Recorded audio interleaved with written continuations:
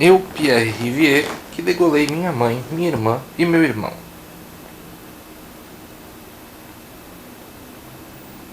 Apresentação.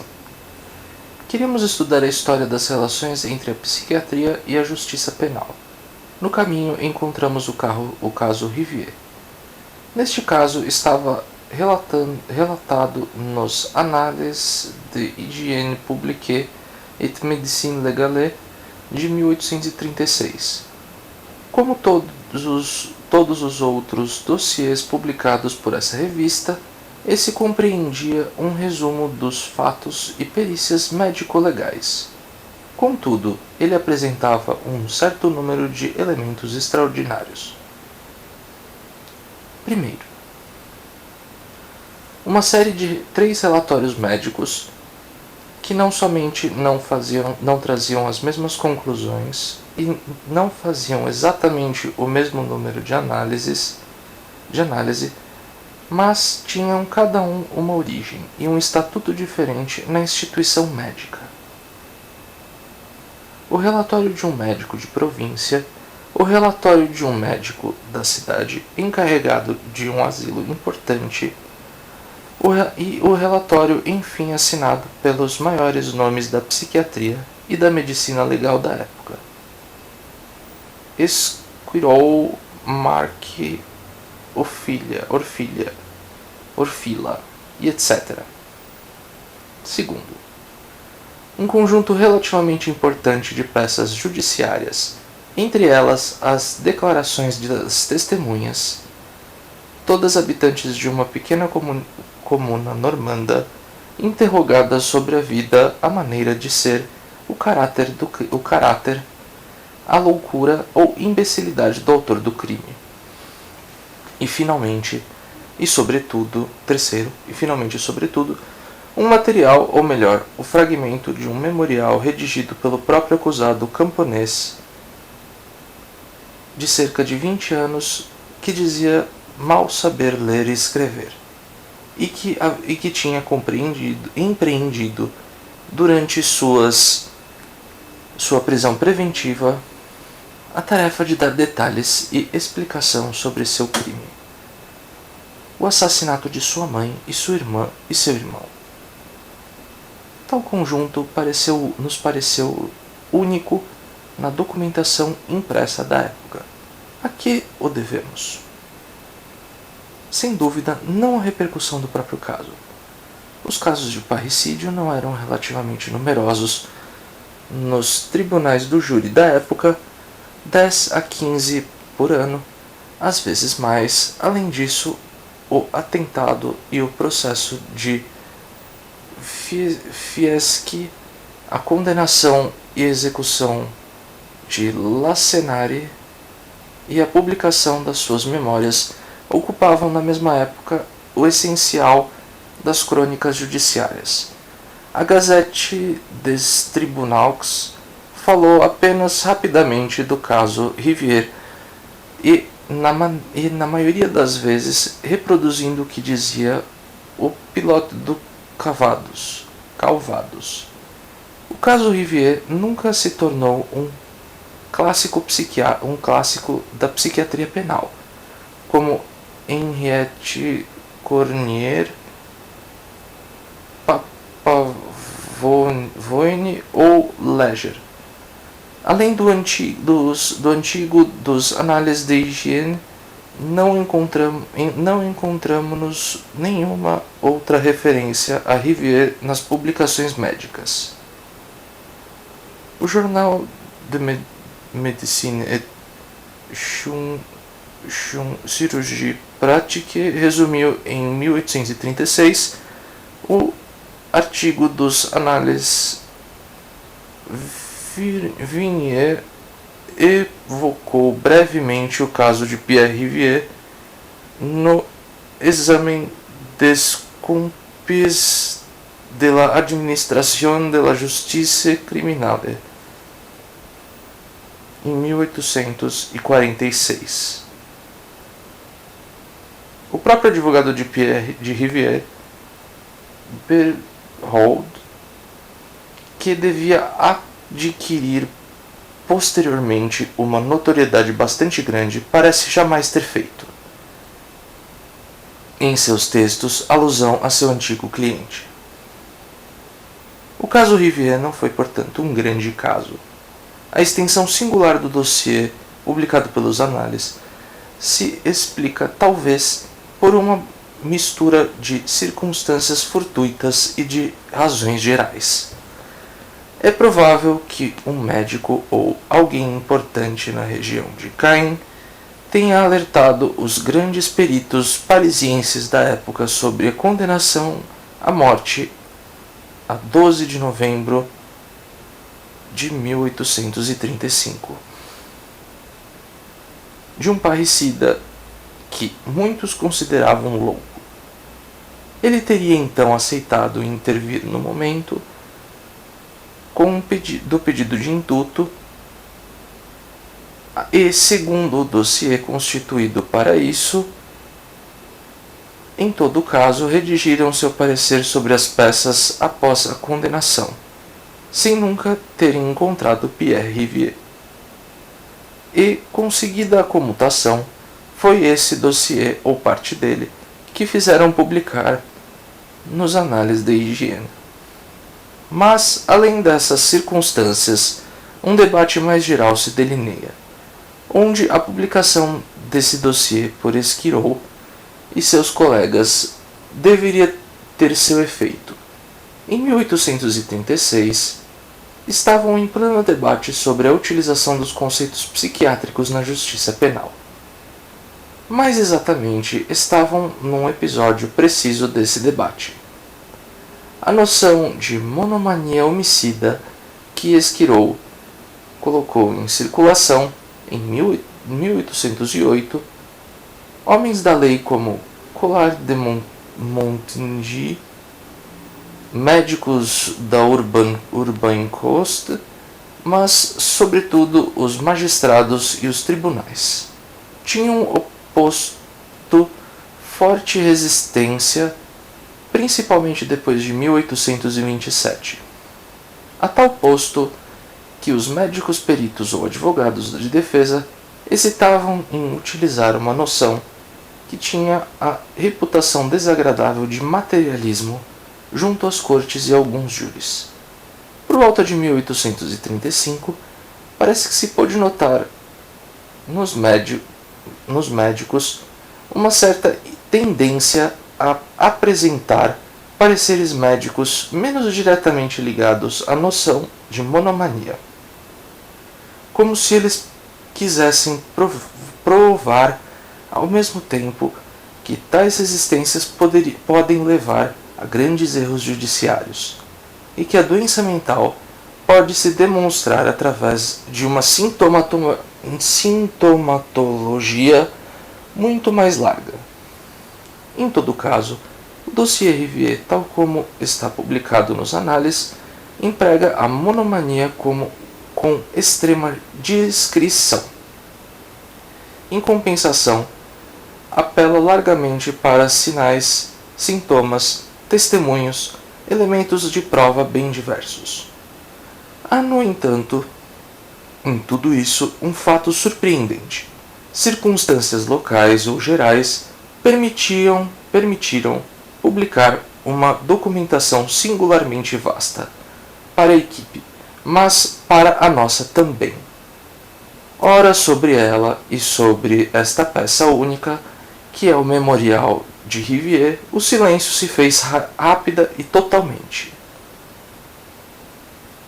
O que havia aí capaz de ter chamado tão vividamente a atenção dos médicos?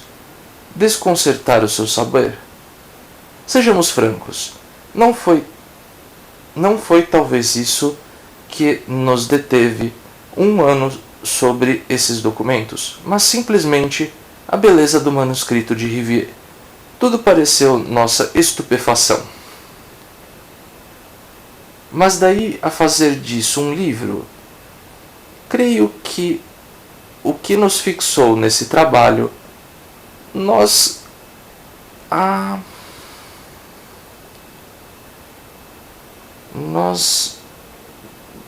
ganhamos e outros métodos e interesses diversos, e que se tratava de um dossiê, isso é, de um caso, de um acontecimento em torno do qual o propósito do qual vieram se cruzar discursos de origem e forma, organização e função,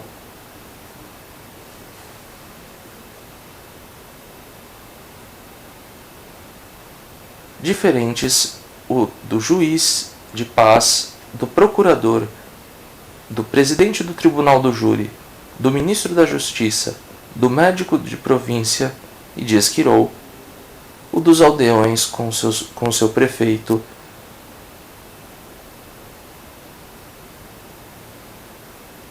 e seu cura, por fim, o do assassino. Todos falam ou parecem falar da mesma coisa. Pelo menos é ao acontecimento do dia 3 de junho que se referem todos esses discursos. Mas todos eles, em sua heterogeneidade, não formam nenhuma obra nem um texto, mas uma luta singular em um confronto, uma relação de poder, uma batalha, um discurso através de discursos, e ainda dizer uma batalha não é dizer o bastante. Vários combates desenrolaram-se ao mesmo tempo e entrecruzaram-se. Os médicos tiveram uma batalha entre eles, como os magistrados, com o próprio Rivier, que lhes armava ciladas, dizendo que fingia loucura. Os magistrados tinham sua batalha a respeito das perícias médicas, a respeito do uso ainda bem recente das circunstâncias atenuantes e respeito dessa série de parricidas que tinham sido emparelhadas a de regicidas. A de Fichte, a de Luiz Felipe, não estão longe. Os aldeões de Aunay tinham sua batalha para desfazer, pela atribuição de bizarria ou singularidade, o assombro de um crime cometido no meio deles e salvar a honra de uma família. Enfim, no centro de tudo isso, Pierre Rivier, com suas incontroláveis e complexas máquinas de guerra, seu crime cometido para ser contado e assegurar-lhe assim a glória através da morte. Seu relato preparado de antemão e para dar lugar ao seu crime, suas explicações orais para fazer crer na sua loucura, seu texto escrito para dissipar uma mentira, dar explicações e chamar a morte, esse texto em cuja beleza uns verão prova de razão, daí a razão de condená-lo à morte, outros um sinal de loucura, daí a razão para encerrá-lo por toda a vida. Creio que se decidirmos publicar esses documentos, todos esses documentos, é para fazer de algum modo o plano de batalha, de luta dessas, o plano dessas lutas diversas, restituir esses confrontos e essas batalhas, reencontrar o jogo desses discursos como armas, como instrumentos de ataque e defesa em relações de poder e de saber. De um modo mais preciso, pareceu-nos que a publicação exaustiva desse dossiê poderia dar um exemplo do material que existe atualmente nos arquivos e que se oferece a possíveis análises. A. Visto que a lei de sua existência e de sua coerência não é nem a de uma obra, nem a de um texto. Seu estudo deve permitir manter afastados os velhos métodos acadêmicos da análise textual e todas as noções que derivam do presságio monótono escolar da escrita. Documentos como estes, no caso Rivière, devem permitir analisar a formação e o jogo de um saber, como o da medicina, da psiquiatria, da psicopatologia, em suas relações com bifurcações, os papéis que não são os prescritos, como da instituição judiciária, como o perito, o acusado, o louco criminoso e etc. Se permitirem decifrar as relações de poder, de dominação e de luta dentro das quais os discursos se estabelecem e funcionam, permitem mais uma análise do discurso e até dos discursos científicos, que seja ao mesmo tempo política relacionada com o acontecimento, logo estratégica. D. Pode-se enfim captar aí o poder de perturbação do próprio de um discurso como o de Rivière e o conjunto de táticas pelas quais se temia encobri-lo, se tenta recobri-lo, inseri-lo e classificá-lo como um discurso de um louco ou de um criminoso.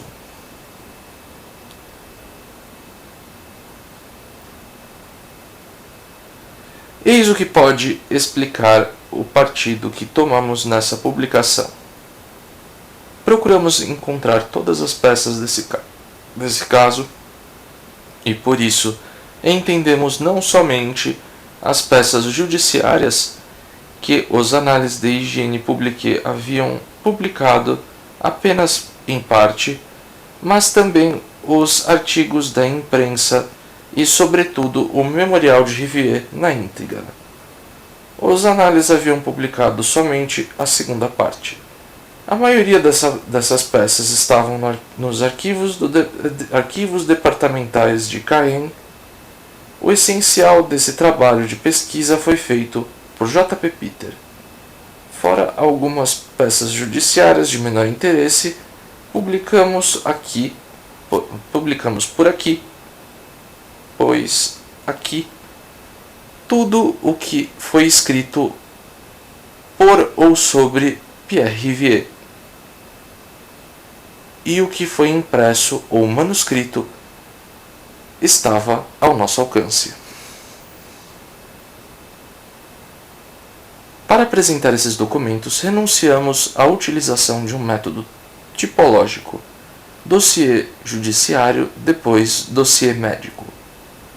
Nós os reagrupamos em uma ordem aproximadamente cronológica em torno dos acontecimentos os quais estão ligados: o crime, a instituição, o júri, a comutação.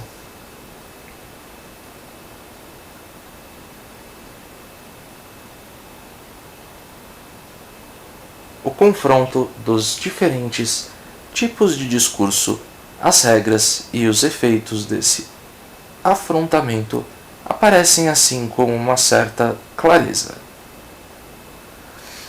E depois, colocado na data de sua redação, o manuscrito de Rivière ocupa bem a posição central que lhe é própria, um mecanismo que sustenta um conjunto, secretamente armado de antemão, pede todos os episódios iniciais, uma vez tendo surgido, apanha a todos em uma armadilha, inclusive seu próprio autor, já que depois de ter servido como prova evidente de que Rivière não é um demente, transforma-se, graças a Esquirol, Mac e Orfila, em um meio de afastar essa pena de morte de que Rivier tão cuidadosamente havia procurado.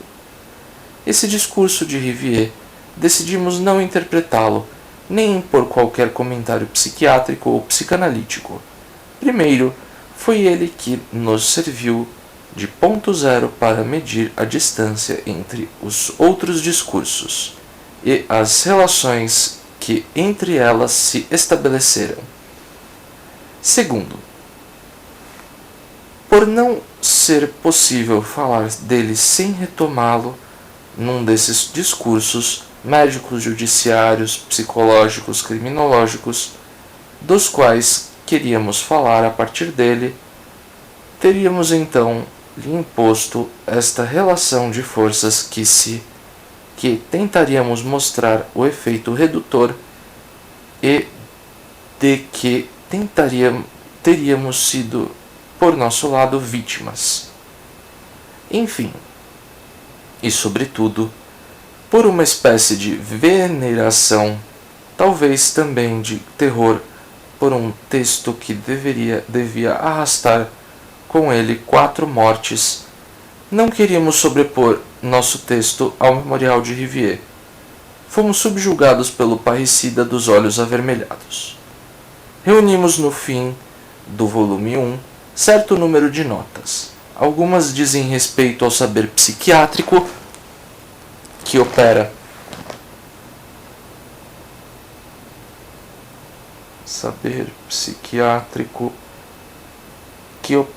nas análises dos médicos, outras ao aspecto jurídico do caso. As circunstâncias atenuantes, a jurisprudência do parricídio, outras relações entre os extratos documentários, depoimentos, relatórios, pareceres, outras a narração dos crimes. Sabemos que negligenciamos muitos aspectos importantes. Poderíamos ter analisado o maravilhoso documento de etnologia camponesa, constituindo pela primeira parte do material de Rivier, ou evocar ainda esse saber e essa definição popular de loucura que se esboçam através do depoimento dos aldeões. Mas o essencial para nós, era a publicação desses documentos. Essa obra é o resultado de um trabalho coletivo desenvolvido em um seminário do Collège de France. Seus autores são Blandine Baracriel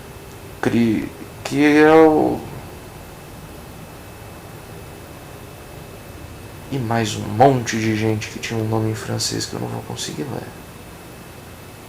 Fomos auxiliados em nossas pesquisas pela senhora Coisel e Sr. Bruno, na Biblioteca Nacional, pelo Sr.